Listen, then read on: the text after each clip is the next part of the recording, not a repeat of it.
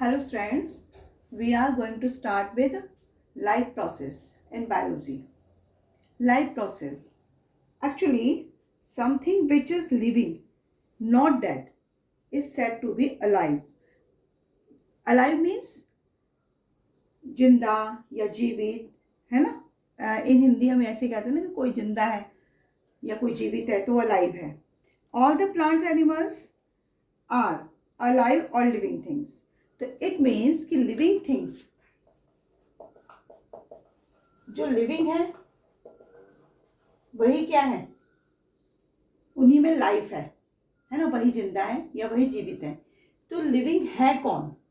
Generally हम कह सकते हैं कि आपने छोटी क्लासेस में पढ़ा हुआ है कि लिविंग थिंग्स या नॉन लिविंग थिंग्स क्या है. तो जो लिविंग थिंग्स हैं वो क्या क्या कर सकते हैं? फर्स्ट ऑफ ऑल ये मूव कर सकते हैं, है ना, दे कैन मूव, तो लिविंग है. अब अगर हम बात करें नॉन लिविंग की तो यहाँ पर कैन नॉट आ जाएगा, दे कैन नॉट मूव, तो नॉन लिविंग थिंग्स हो गया.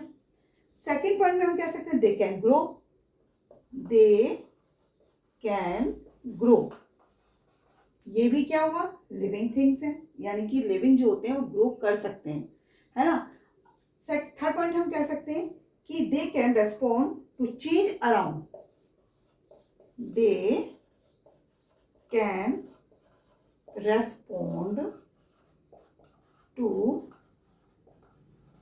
change around them.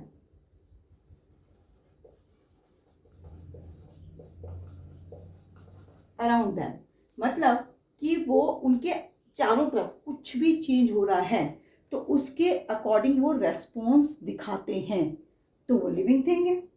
इसके अलावा क्या हो सकता है, they need food, air, water, ये भी कौन है, लिविंग थिंग्स है. अगर उनको फूड, वाटर, एयर की जरूरत नहीं है तो वो नॉन लिविंग थिंग्स हो जाते हैं. क्लियर. इसी तरह से और दे कैन रिप्रोड्यूस,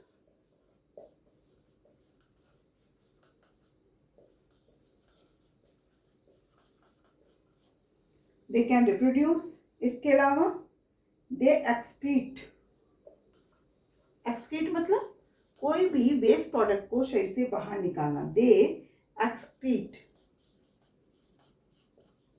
क्लियर. अब आप इनमें लिविंग थिंग्स में ये चीजें देख रहे हैं कि उनमें मूवमेंट भी होना चाहिए, वो ग्रो भी कर सकते हो, वो रेस्पॉन्स भी शो कर सकते हो, उनको खाने की भी जरूरत होती है, उनको रिप्रोडक्शन की भी जरूरत होती है क्योंकि अपनी लाइफ को आगे तक ले जाना होता है, और वो एक्सक्रीट भी करते हैं, तो वो लिविंग थिंग्स है. इसका मतलब लाइफ प्रोसेस क्या है, what is a life process. तो यहाँ पर हम लाइफ प्रोसेस की बात करेंगे एज अ कि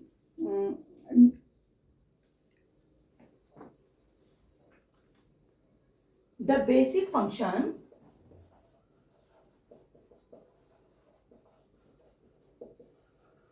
performed,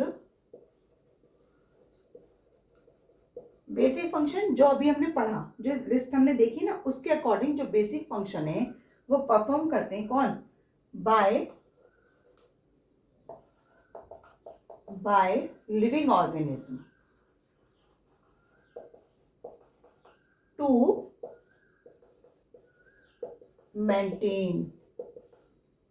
maintain their life on this earth are called life process. मेरे ख्याल से बात क्लियर हुई होगी आपको कि जो हमने लिविंग थिंग्स की अभी लिस्ट देखी थी या देखा था कि लिविंग थिंग्स कौन होते हैं और क्या फंक्शंस करते हैं, तो वही चीज़ लाइफ प्रोसेस के अंतर्गत आती है. The basic functions performed by living organism to maintain their life, यानी वो फंक्शन जो अपनी लाइफ को मेंटेन करने के लिए किसी को भी जरूरत पड़ती है अर्थ के ऊपर रहने के लिए, वही आपका क्या कहलाता है, लाइफ प्रोसेस कहलाता है. अब लाइफ प्रोसेस में जो जो चीज़ें यूज़ होती हैं, यानी उनमें कौन कौन से सिस्टम्स यूज़ हो सकते हैं, जैसे कि फॉर एग्जांपल न्यूट्रिशन, रेस्पिरेशन, ये अभी हमने पढ़ा ही था कि फूड की जरूरत होती है, तो वो हो गया न्यूट्रिशन, है ना। इसके अलावा respiration, excretion, etcetera etcetera. Clear? मेरे ख्याल से क्लियर हो गया होगा लाइफ प्रोसेस क्या होता है। लाइफ प्रोसेस में हम एक एक पार्ट को एक्सप्लेन कर सकते हैं। जैसे न्यूट्रिशन, अभी हमने बात कही थी कि लाइफ प्रोसेस में जो लिविंग ऑर्गेनिज्म होते हैं उन्हें न्यूट्रिशन की आवश्यकता होती है। तो न्यूट्रिशन है क्या? Nutrition is the process of taking food by an organism and its digestion, absorption and utilisation by the body. It means कि न्यूट्रिशन वो प्रोसेस है जिसमें फूड को अंदर यानी खाया जाता है, लिया जाता है। किसके थ्रू? ऑर्गेनिज्म के थ्रू। जब फूड खा लिया जाता है तो उसके बाद उस फूड का डाइजेशन होता है, फिर उसको एब्जॉर्ब किया जाता है एंड देन उसको यूटिलाइज किया जाता है बॉडी के थ्रू। इस पूरे प्रोसेस को हम क्या कहते हैं? यूटिलाइजेशन कहते हैं। अब यहाँ पर मोड ऑफ न्यूट्रिशन की बात करते हैं। Autotrophs and heterotrophs. Autotrophs, auto means self और टॉप्स मतलब न्यूट्रिशन। ऐसे ही हिट्रो मीन्स अदर और टॉप्स मतलब न्यूट्रिशन। तो ऑटोट्रॉप्स वो हो गए वो ऑर्गेनिज्म हैं जो क्या करते हैं? सेल्फ फूड मेकिंग करते हैं। तो इसकी डेफिनेशन को हम कैसे रिप्रेजेंट कर सकते हैं? Autotrophic nutrition is that mode of nutrition in which an organism makes its own food from the simple or inorganic materials like carbon dioxide and water. Clear? इसी तरह से heterotrophic nutrition क्या होगा कि heterotrophic nutrition is that mode of nutrition in which an organism cannot make its own food from simple inorganic materials like carbon dioxide and water and depend on other organism for its food. बात समझ आई? Auto यानी जो खुद food making कर रहे हैं, heterotrophic जो food making नहीं कर रहे हैं, दूसरों से रेडीमेड फूड ऑब्टेन कर रहे हैं। तो यहाँ पर सेल्फ मेकिंग कौन हो सकते हैं? प्लांट्स। और प्लांट्स में भी कौन? Green plant. और यहाँ कौन हो सकते हैं? एनिमल्स। समझ आया कि ऑटोट्रॉपिक यानी मोड्स ऑफ न्यूट्रिशन में हमने क्लासीफाई किया ऑटोट्रॉप्स और हिटोट्रॉप्स। हिटोट्रॉप्स और ऑटोट्रॉप्स में हमने डेफिनेशन भी शो करी कि ऑटोट्रॉपिक्स कौन होते हैं? जो सेल्फ न्यूट्रिशन होते हैं या सेल्फ खुद मेकिंग करते हैं फूड का। हिटोट्रॉपिक वो होते हैं जो फूड अपने आप नहीं बनाते, दूसरों पर डिपेंड रहते हैं। अगर हम बात करें टाइप्स ऑफ हिटोट्रॉपिक न्यूट्रिशन की तो क्या होगा?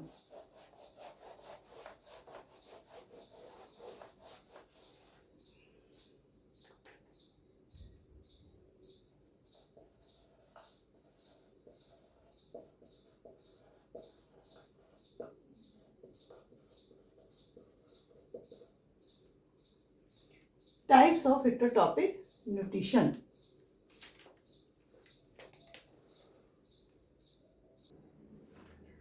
टाइप्स ऑफ हिटोट्रॉपिक न्यूट्रिशन को हमने क्लासिफाई किया किसमें? Saprotrophic, parasitic and holozoic. Saprotrophic, sapro means होता है रोटन, रोटन मीन्स सड़ा हुआ।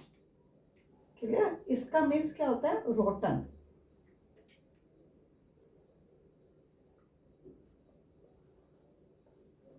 रोटन, सेप्रो मीन्स होता है रोटन। तो यहाँ पर सड़ी हुई चीजों को खाना, that is a saprotrophic nutrition. Clear? They obtain its food from decaying organic matter of dead plant, dead animal and rotten bread etcetera. उनको हम कहते हैं सेप्रोट्रॉपिक न्यूट्रिशन। और जो ये प्लांट्स खाते हैं उन्हें हम कहते हैं सेप्रोफाइट्स। मेरी बात समझ आई? यानी जो सिंपलर सब्सटेंस को एब्जॉर्ब कर रहे हैं सेप्रोफाइट्स के थ्रू। तो सेप्रोट्रॉपिक न्यूट्रिशन वो न्यूट्रिशन है जहाँ पर सड़ा हुआ या डेड बॉडीज जो होती हैं उनको क्या किया जाता है? खाया जाता है। एक्चुअली ये एटमॉस्फेयर या एनवायरनमेंट के लिए भी अच्छे माने जाते हैं, क्योंकि जब ये डेड बॉडीज को खा जाते हैं तो एनवायरनमेंट को क्या कर देते हैं? क्लीन कर देते हैं। क्लियर? सेकंड आता है पैरासिटिक न्यूट्रिशन। पैरासिटिक न्यूट्रिशन का मतलब हो गया कि पैरासाइट यानी जो दूसरों पर डिपेंड रहते हैं, पैरासाइट मतलब दूसरों पर डिपेंड रहने वाले। तो यहाँ भी देखो, they obtain its food from the body of other living organism called its host. जिस बॉडी के अंदर ये रहते हैं उस बॉडी को क्या कहते हैं, होस्ट कहते हैं, विदाउट किलिंग। ये उसको मारते नहीं है, लेकिन उसका जो खाना है खुद ही खा जाते हैं, अपने आप खा जाते हैं। और इसमें कस्कुटा एज अ प्लांट में जिसे अमर बेल भी कहा जाता है, और एनिमल से प्लाज्मोडियम हो गया, राउंड वर्म हो गया, ये सब एग्जाम्पल पैरासिटिक न्यूट्रिशन में आते हैं। होलोजोइक क्या होते हैं? होलोजोइक वो होते हैं जो सॉलिड फूड को एनगल्फ करते हैं या खाते हैं, यानी feeding on solid food, holozoic means हो गया।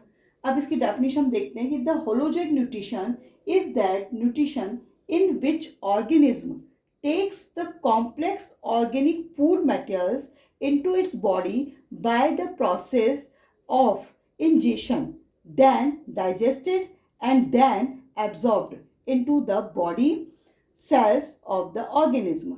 क्या मतलब हुआ इसका? होलोजोइक न्यूट्रिशन वो होते हैं जो किस टाइप का न्यूट्रिशन खाते हैं? कॉम्प्लेक्स फूड खाते हैं, है ना। Which organism takes the complex organic food, यानी कॉम्प्लेक्स फूड खाते हैं, और उस कॉम्प्लेक्स फूड का प्रोसेस यानी खाना क्या कहलाता है? इंजेशन कहलाता है। देन उसके बाद उसका डाइजेशन होता है, उसके बाद उस डाइजेस्टेड फूड को एब्जॉर्ब किया जाता है बाय द बॉडी, और इस पूरे प्रोसेस को हम क्या कहते हैं? होलोजोइक न्यूट्रिशन कहते हैं। और इसमें एग्जाम्पल आता है ह्यूमन बीइंग, काऊ एक्सेट्रा। समझ आया कि क्या है न्यूट्रिशन? अब हम बात करते हैं न्यूट्रिशन इन प्लांट। ये आप जानते हैं न्यूट्रिशन इन प्लांट। देखिए, टाइप्स ऑफ ऑटोट्रॉपिक न्यूट्रिशन तो हमने पढ़ लिया। अब ऑटोट्रॉपिक न्यूट्रिशन की अगर हम बात करें तो ऑटोट्रॉपिक न्यूट्रिशन वो है जो अभी हमने पढ़ा था कि सेल्फ जो होता है, सेल्फ यानी जो अपने आप खाना बनाते हैं। अब अपने आप खाना कौन बनाते हैं? प्लांट्स। तो अगर न्यूट्रिशन इन प्लांट की बात हम करते हैं, nutrition in plant, nutrition plant की अगर हम बात करते हैं तो देखिए, ये एक ही तरीके से हो सकता है न्यूट्रिशन प्लांट, और वो है फोटोसिंथेसिस। इसको आपने छोटी क्लास में पढ़ा हुआ है। अब हम बात करें फोटोसिंथेसिस में, जो फोटो है उसका मीनिंग क्या होता है? तो उसका मीनिंग होता है लाइट। फोटो मीन्स क्या होता है? लाइट। और सिंथेसिस मतलब अगर बात करें तो क्या होगा? Synthesis, build. मेरी बात समझ आई? तो यहाँ फोटोसिंथेसिस का मीनिंग क्या निकल के आ रहा है? Building up by light.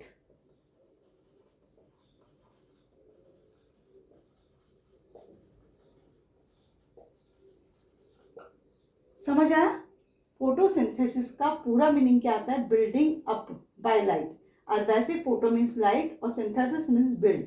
तो अगर हम बात करें कि न्यूट्रिशन इन प्लांट में प्लांट किस तरह से न्यूट्रिशन ऑब्टेन करते हैं, तो यहाँ आएगा कि वो अपना खाना खुद बनाकर न्यूट्रिशन लेते हैं। तो इसकी फोटोसिंथेसिस की डेफिनेशन में क्या आ सकता है? The process by which green plants, वैसे तो आपको ये आनी चाहिए और आती भी होगी, the process by which green plant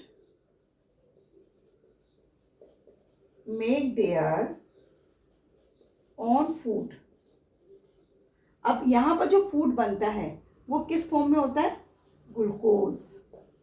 तो इसलिए मैंने ऑन फूड, फूड क्या है? ग्लूकोज है, ब्रैकेट में डाल दिया है। और किसके थ्रू बनता है? तो from carbon dioxide and water, दोनों के प्रेजेंस, दोनों के साथ बनता है ना। अब बाय लिया क्या जाता है इसमें? By using sunlight. आपको पता है कि सनलाइट की प्रेजेंस में ये काम हो सकता है। Sunlight energy in the presence of chlorophyll is called photosynthesis।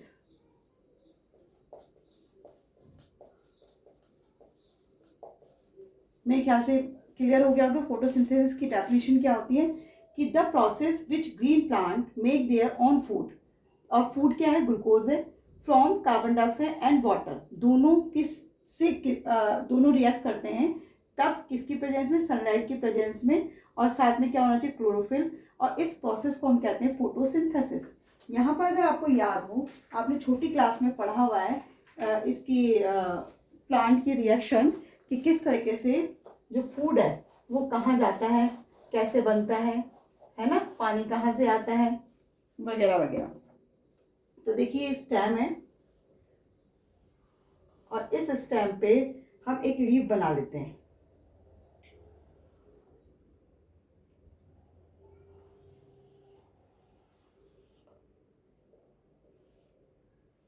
Clear. अब इस ये यहाँ से ये सॉइल हो गई नीचे, ये सॉइल है, और इसमें से क्या जा रही हैं, जड़ें, रूट्स। समझ आया, इन्हें क्या कहते हैं, रूट्स। तो ये क्या है, स्टेम, और ये क्या है आपके पास, लीफ, ये लीफ है। अब आपने देखा होगा कि लीफ जो होती है, ये जो इसको हम यहाँ पर ये ग्रीन कलर है, यहाँ इसको ग्रीन कलर मानिए आप, तो इसको कहेंगे ग्रीन पिगमेंट। और ग्रीन पिगमेंट क्या होता है, क्लोरोफिल। क्लियर। और इसमें एटमॉस्फेयर से भी हमने पढ़ा था कि एनवायरनमेंट से आपको मिलता है, क्या मिलती है, कार्बन डाइऑक्साइड। तो कार्बन डाइऑक्साइड, और यहां से आपको मान लीजिए सन है,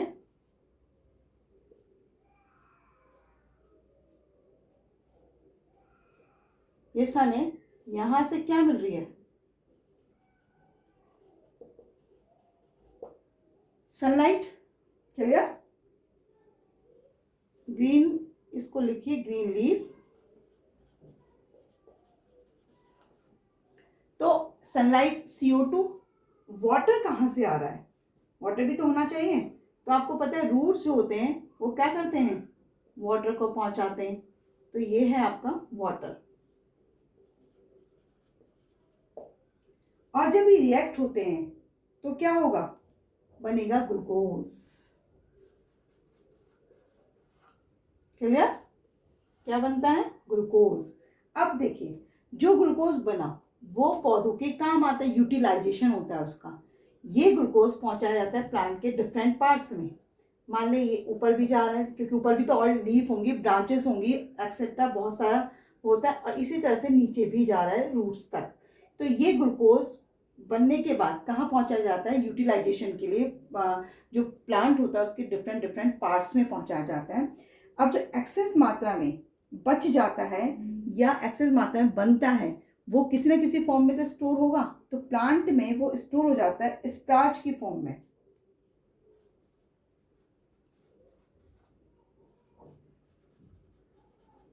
ये स्टोर होता है स्टार्च की फॉर्म में। समझ आया। अब यहाँ पर अगर आप इसकी रिएक्शंस देखेंगे तो क्या होगी इसकी रिएक्शन, ये भी वैसे आपने पढ़ा हुआ है। कार्बन डाइऑक्साइड रिएक्ट करी किससे, वाटर से, है ना। और रिएक्शन करने के बाद क्या बन रहा है,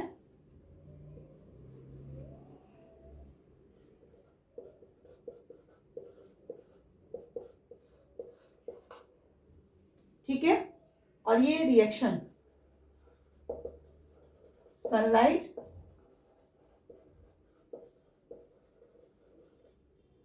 क्लोरोफिल की प्रेजेंस में होती है। यहां पर जो बाय प्रोडक्ट होता है वो क्या होगा,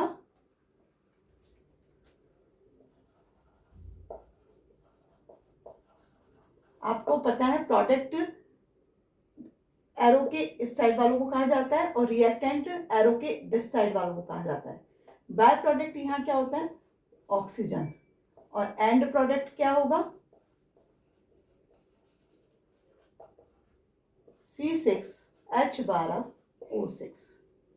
समझ आ गया। तो ये चीजें न्यूट्रिशन, यानी प्लांट में जो न्यूट्रिशन होता है वो किसके थ्रू हो रहा है, फोटोसिंथेसिस के थ्रू। क्लियर? फोटोसिंथेसिस में 3 जो पॉइंट्स हैं जो एग्जाम में पूछे जाते हैं कि 3 स्टेप्स बताइए फोटोसिंथेसिस के, वो क्या है जो कि इम्पॉर्टेंट भी हैं। तो फर्स्ट 3 स्टेप्स,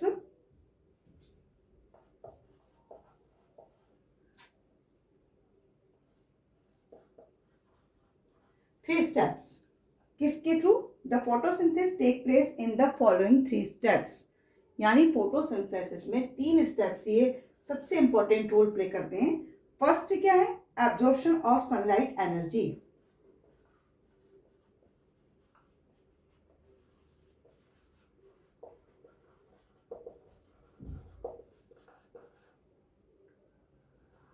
एनर्जी, अब सनलाइट की जो एनर्जी है वो किसके थ्रू एब्जॉर्ब की जाती है प्लांट में? तो वो की जाती है क्लोरोफिल के थ्रू। तो यह आएगा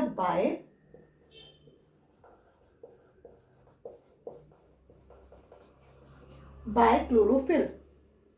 सेकेंड पॉइंट क्या होगा कि जो एनर्जी या केमिकल एनर्जी इसमें बनती है उसका क्या होता है? तो कन्वर्जन ऑफ लाइट एनर्जी। सबसे पहले हमें क्लोरोफिल से क्या मिली? सनलाइट मिली। तो इस सनलाइट को हम फूड के रूप में क्या कर रहे हैं? कन्वर्ट कर रहे हैं। तो इसमें जो सेकंड पॉइंट हमारा आता है वो क्या आता है? Conversion of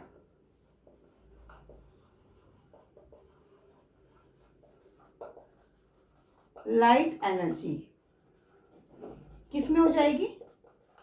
into chemical energy. Chemical energy, ठीक है। और ये किसके थ्रू होता है? जब स्प्लिटिंग होता है वाटर का हाइड्रोजन एंड ऑक्सीजन में, तब लाइट एनर्जी का केमिकल एनर्जी में कन्वर्जन होता है। थर्ड पॉइंट हम क्या कह सकते हैं? रिडक्शन ऑफ कार्बन डाइऑक्साइड, क्योंकि अब कार्बन डाइऑक्साइड टूटती है ना, तो हम लिख सकते हैं कि रिडक्शन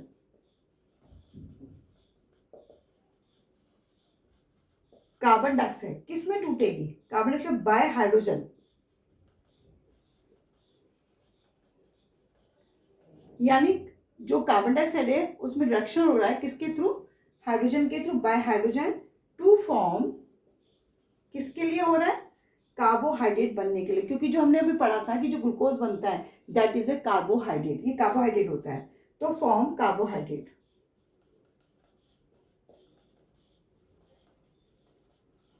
समझ आया? कार्बोहाइड्रेट ग्लूकोज मैं बता चुकी हूँ। और इसका यूटिलाइज केमिकल एनर्जी का किस में किया जाता है? जो आपकी बॉडी में डिफरेंट डिफरेंट वर्क्स होते हैं उनमें किया जाता है। मेरे ख्याल से समझ आया होगा कि क्या होता है। अब हम बात करते हैं कंडीशन नेसेसरी फॉर फोटोसिंथेसिस, कि किन किन कंडीशंस के थ्रू क्या क्या कंडीशन चाहिए फोटोसिंथेसिस के लिए।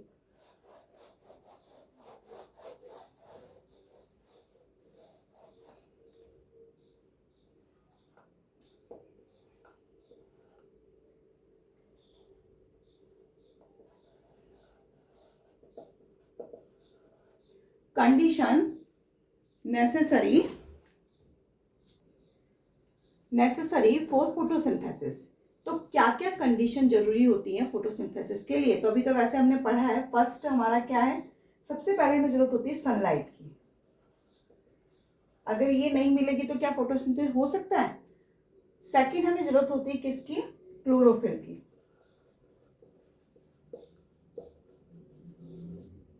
ठीक है। और थर्ड हमें जरूरत होती है कार्बन डाइऑक्साइड की। और फोर्थ हमें जरूरत होती है वाटर की। ये 4 कंडीशंस नेसेसरी हैं फोटोसिंथेसिस के लिए।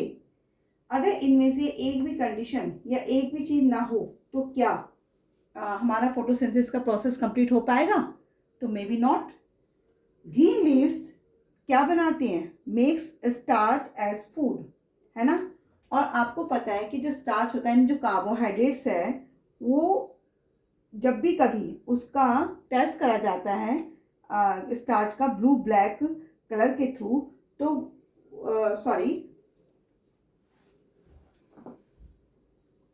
स्टार्च का फॉर्मेशन या कार्बोहाइड्रेट का फॉर्मेशन होता है लीव्स में। और लीव्स में जब कार्बोहाइड्रेट का फॉर्मेशन होता है या उसमें बन रहा है फूड, तो इसकी टेस्ट या इसको देखने के लिए इसमें टेस्ट लगाया जाता है किसका? आयोडीन सॉल्यूशन का। अगर उसमें स्टार्च या कार्बोहाइड्रेट प्रेजेंट है तो वो किस में कन्वर्ट हो जाता है, ब्लू ब्लैक में हो जाता है। अगर नहीं प्रेजेंट है तो वो कोई रिएक्शन शो नहीं करता है। इसके लिए हम सबसे पहले एक हमारा एक्सपेरिमेंट देख लेते हैं क्या है कि sunlight is necessary for photosynthesis. इस एक्सपेरिमेंट को शो करने के लिए हम क्या करते हैं, हम एक पॉटेड प्लांट लेते हैं। पॉटेड प्लांट लेने के बाद हम उसे डार्क रूम में रख देते हैं कुछ टाइम के लिए, 3-4 दिन के लिए उसे डार्क रूम में रख देते हैं। और डार्क रूम में रखने के बाद उसको क्या किया जाता है, अगेन 4-5 दिन के बाद उसे वापस सनलाइट में रखा जाता है। मान लीजिए एक पॉटेड प्लांट है ये आपका, और इस पॉटेड प्लांट की एक ही लीव्स है, क्लियर। अब इस पॉटेड प्लांट में क्या करते हैं, ये देखने के लिए क्या सनलाइट के बिना भी फूड मेकिंग हो सकती है या नहीं प्लांट्स के अंदर, क्लियर। ये आपका गमला है,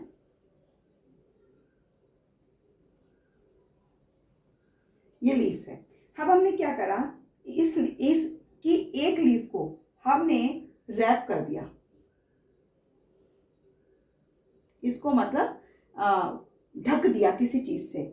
और ढकने के लिए वैसे एल्यूमिनियम की एक फॉइल होती है, उससे हम इसको प्रॉपर तरीके से रैप कर सकते हैं। और रैप करने के बाद हमने इसको सनलाइट में रख दिया, ठीक है।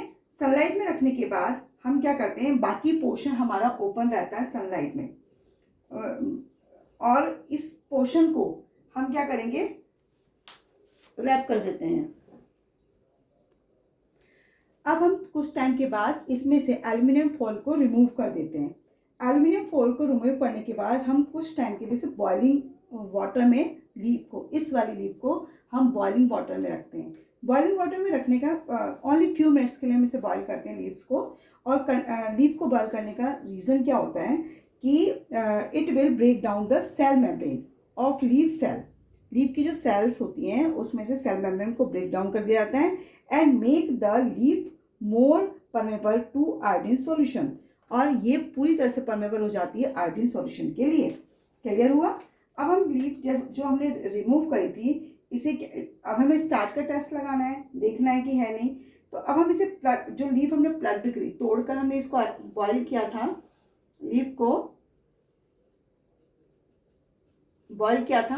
अब हम इसे क्या करते हैं, इस लीफ को किसी दूसरे कंटेनर में, जिसमें अब मान लीजिए इसमें अल्कोहल है,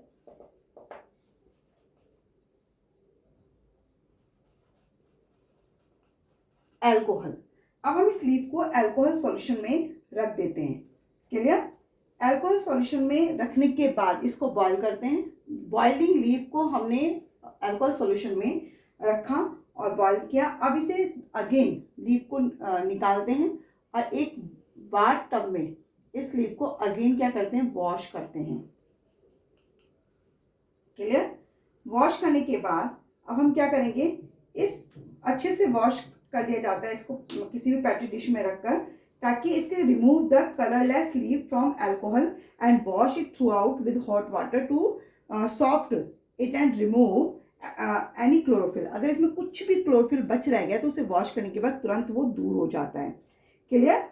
अब हम इसमें क्या करते हैं, आयोडीन का टेस्ट लगाते हैं। अब हम इसे दूसरे बीकर में लेके जाएंगे और ले जाने के बाद इसमें इस लीफ में क्या करेंगे, आयोडीन सॉल्यूशन डाल देते हैं। आयोडीन सॉल्यूशन डालने के बाद इसमें जो मिडिल पार्ट है इसका, यानी मिडिल पार्ट मीन्स जो जिस पार्ट पे हमने एल्यूमिनियम को फॉयल को रैप किया था उस पार्ट के अलावा बाकी पार्ट इसमें क्या करता है, कौन सा टेस्ट देता है, आयोडीन का टेस्ट देता है, यानी ये ब्लू ब्लैक हो जाता है। लेकिन मिडिल पार्ट जो होगा, जो रैप था, क्या वो ब्लू ब्लैक टेस्ट दे पाता है, तो वो नहीं दे पाता है, क्योंकि ये एल्यूमिनियम से रैप्ड था। तो इसमें स्टार्च का फॉर्मेशन नहीं हो पाया, क्योंकि सनलाइट वहाँ तक पहुँच ही नहीं पा रही थी, एल्यूमिनियम फॉइल ने उसको रोक रखा था, कवर कर रखा था। इस तरीके से ये पता चलता है कि किसी भी फूड को मेकिंग करने के लिए सनलाइट की आवश्यकता होती है, क्लियर। सेकंड एक्सपेरिमेंट क्या है कि क्या क्लोरोफिल नेसेसरी है फॉर फोटोसिंथेसिस के लिए। तो सेम एज इट इज, जैसे हमने सनलाइट के लिए देखा था वैसी ही एक्सपेरिमेंट हम इसमें भी करेंगे। इसके लिए हम क्या करते हैं कि एक पॉटेड प्लांट सेम जैसे क्रोटन उसको लेते हैं और इस क्रोटन जो प्लांट होता है उसकी जो लीफ है वो partially green and partially white होती है। क्लियर? जो पार्शली ग्रीन पार्ट होता है उसमें क्लोरोफिल प्रेजेंट होता है और जो वाइट पार्ट होता है उसमें क्लोरोफिल प्रेजेंट नहीं होता है। तो हम क्या करेंगे, ऐसे प्लांट को हम क्या करेंगे, वही सेम एज इट इज़ कि 3 या 4 डेज के लिए क्या करेंगे, डार्क रूम में रख देंगे और देन उसके बाद उस डार्क रूम में से जो पॉटेड प्लांट होता है उसको निकाल कर उसकी लीफ को डिटैच कर देते हैं।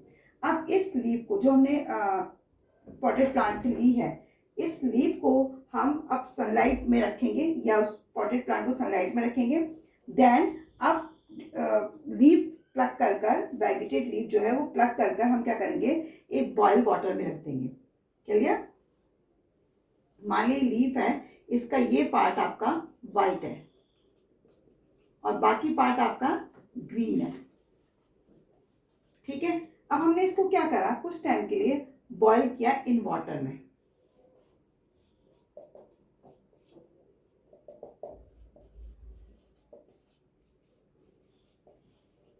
इसे हमने बॉईल किया वाटर में, किसके लिए, फ्यू मिनट्स के लिए, ताकि ये क्या कर दे, अपने ग्रीन जो कलर है क्लोरोफिल है उसको क्या करें, रिमूव कर दे। और किस में रिमूव कर दे, देन इस बॉयल वाटर को फिर हम जैसे उसमें हमने अल्कोहल में रखा था सेम एज इट इज इसको अल्कोहल में रखेंगे, जिससे कि बिल्कुल डीकलराइज्ड हो जाए, बिल्कुल कलर इसका हट जाए।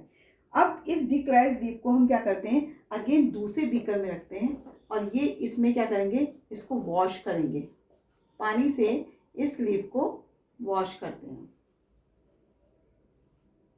क्लियर? अब इसे वॉश करेंगे, लीफ को वॉश करने के लिए ये सॉफ्ट हो जाती है और रिमूव कर देती है, जो बचा कुचा क्लोरोफिल होता है उसे भी पूरी तरह से रिमूव कर देती है।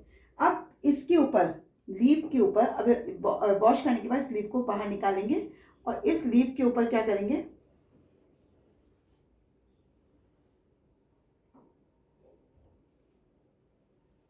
ये पोर्शन हमारा वाइट था ना, अब हम इसके ऊपर क्या करेंगे, आयोडीन सॉल्यूशन डालेंगे।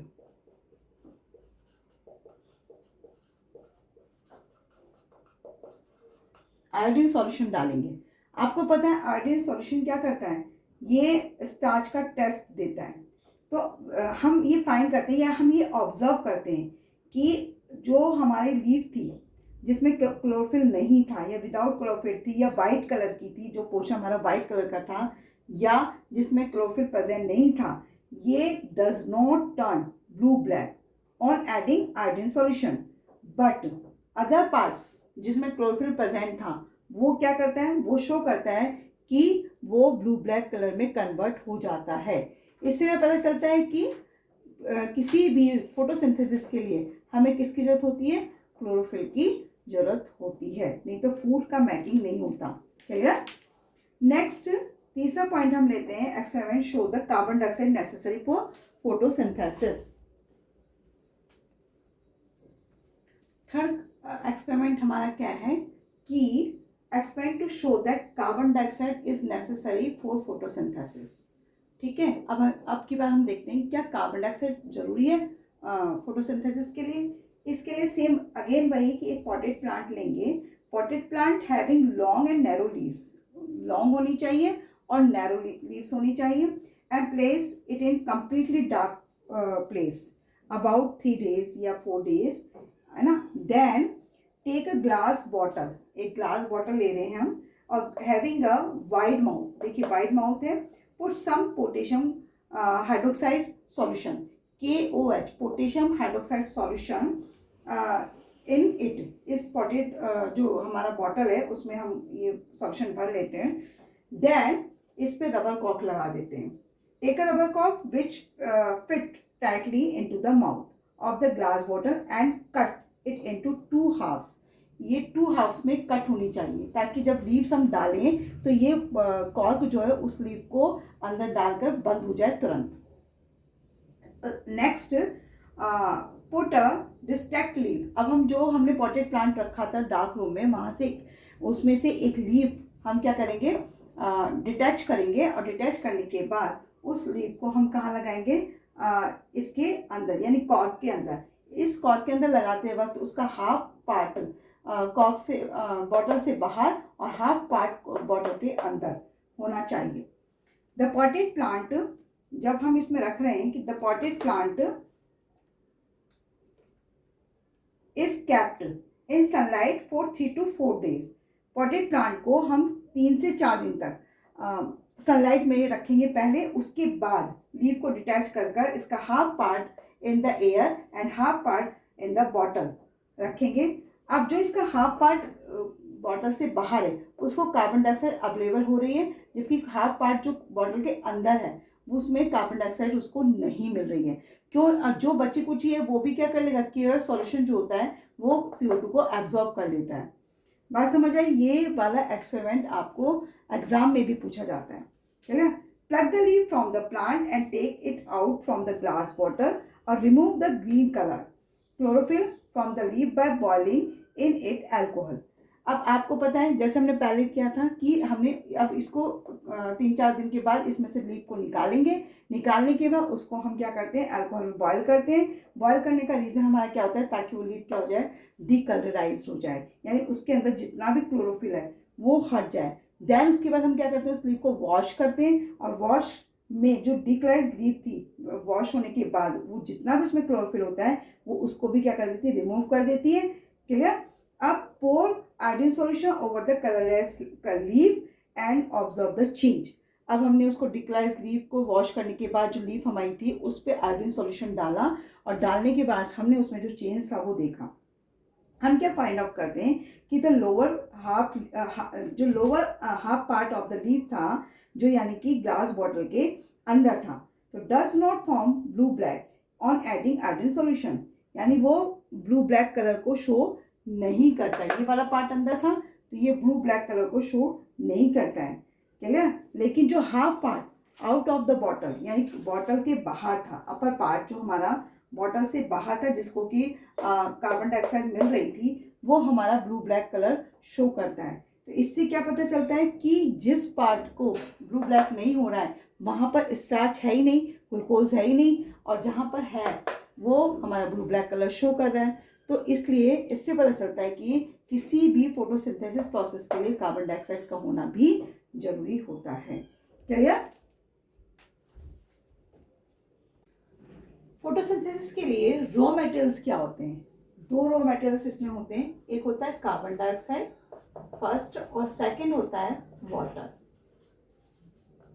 Carbon dioxide and water raw materials for photosynthesis. अब कार्बन डाइऑक्साइड ऑब्टेन कैसे करते हैं प्लांट? ऑब्टेन करने के लिए प्लांट क्या करते हैं, स्टोमेटा। स्टोमेटा, अगर आपको पता हो जो स्टोमेटा होते हैं वो कहाँ प्रेजेंट होते हैं, लीफ की लोअर एपिडर्मिस में। क्लियर? इस तरह की स्ट्रक्चर होती है इसकी।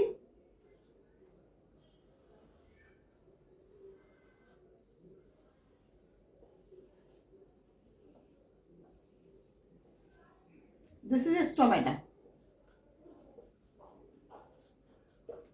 क्लियर? और ये क्या होते हैं, गार्ड सेल। और इसमें क्या होता है,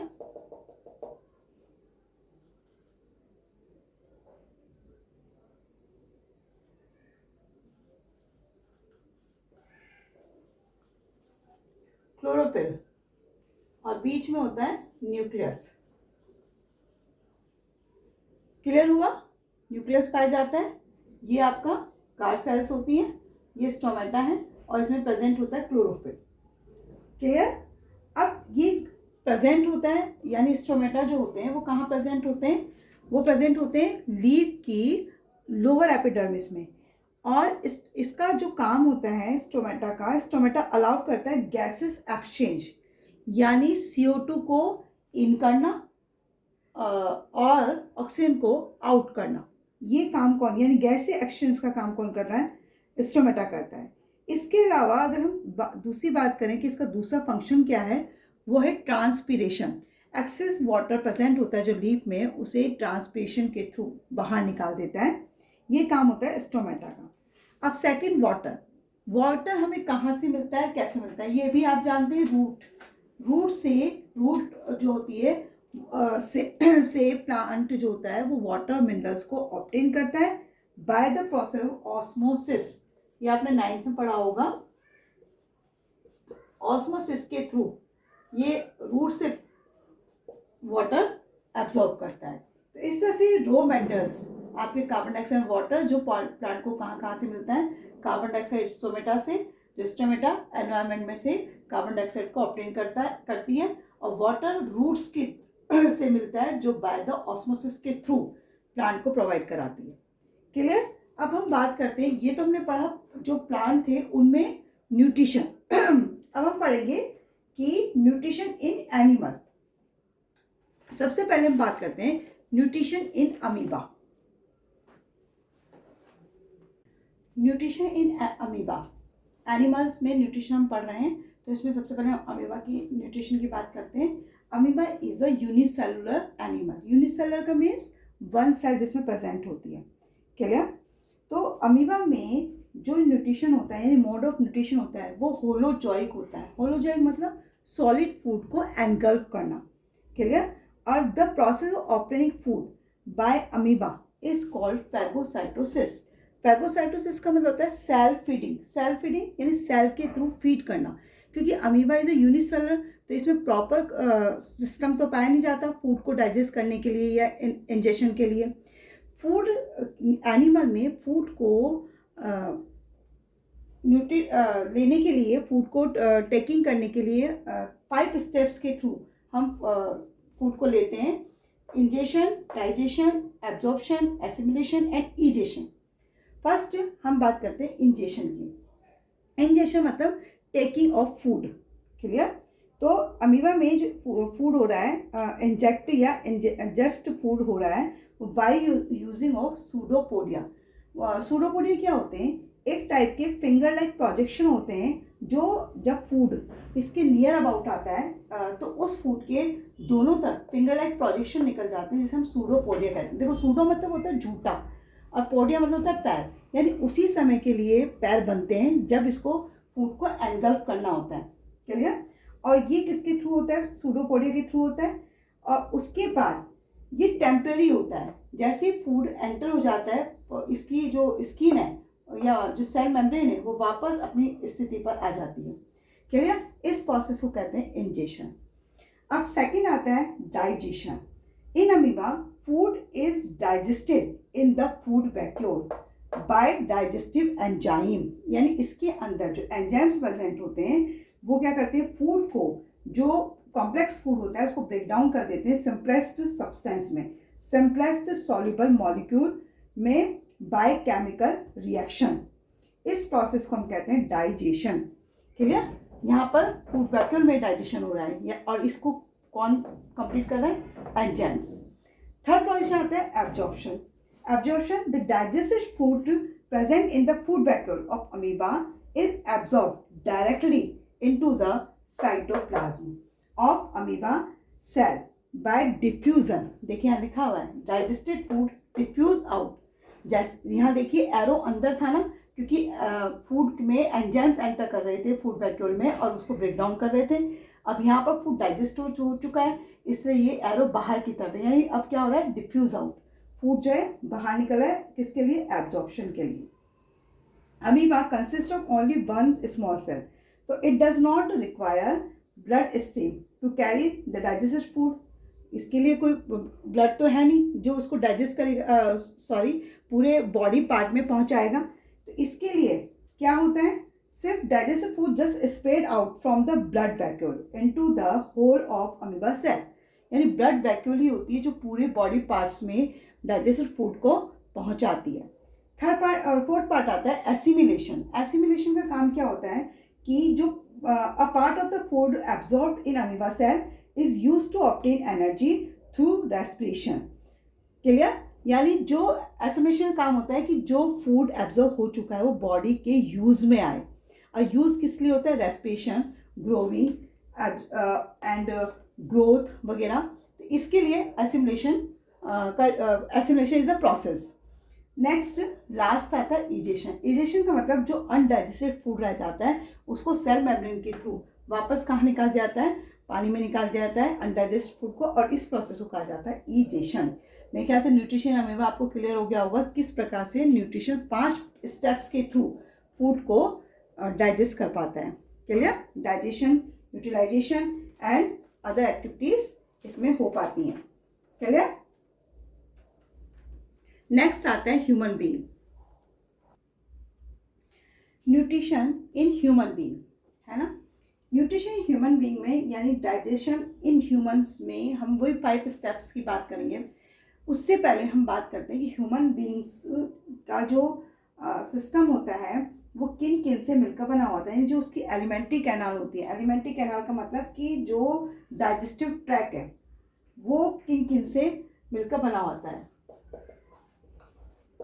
डाइजेस्टिव सिस्टम,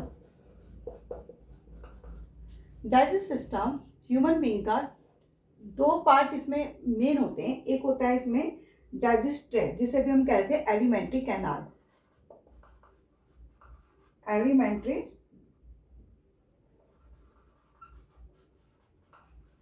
कैनाल। और सेकंड हम बात करते हैं ग्लैंड्स की।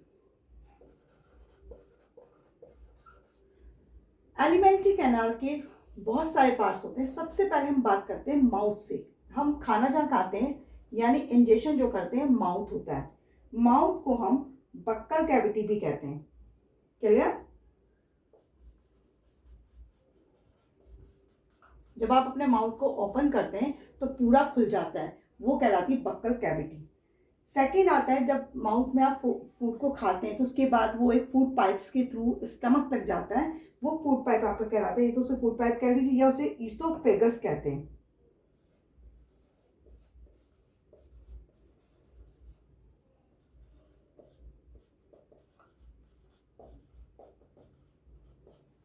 ईसोफेगस या फूड पाइप। थर्ड आता है स्टमक। नेक्स्ट आता है इंटेस्टाइन, जो 2 टाइप्स के होते हैं। एक होती है स्मॉल और सेकंड कौन सी होती है? लार्ज। क्लियर? और नेक्स्ट आता है एनस। ये आपके एलिमेंट्री कैनाल या डाइजेस्टिव ट्रैक है जहां पर आपका फूड जाता है और डाइजेस्ट होता है। क्लियर? अब ग्लैंड कौन कौन सी होती है? एक होती है सैलिवरी ग्लैंड,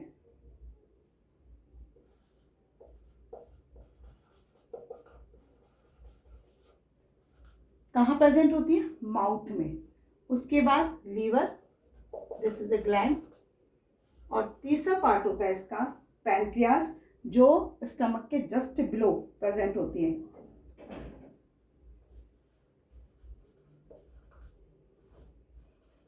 पैनक्रियाज। क्लियर?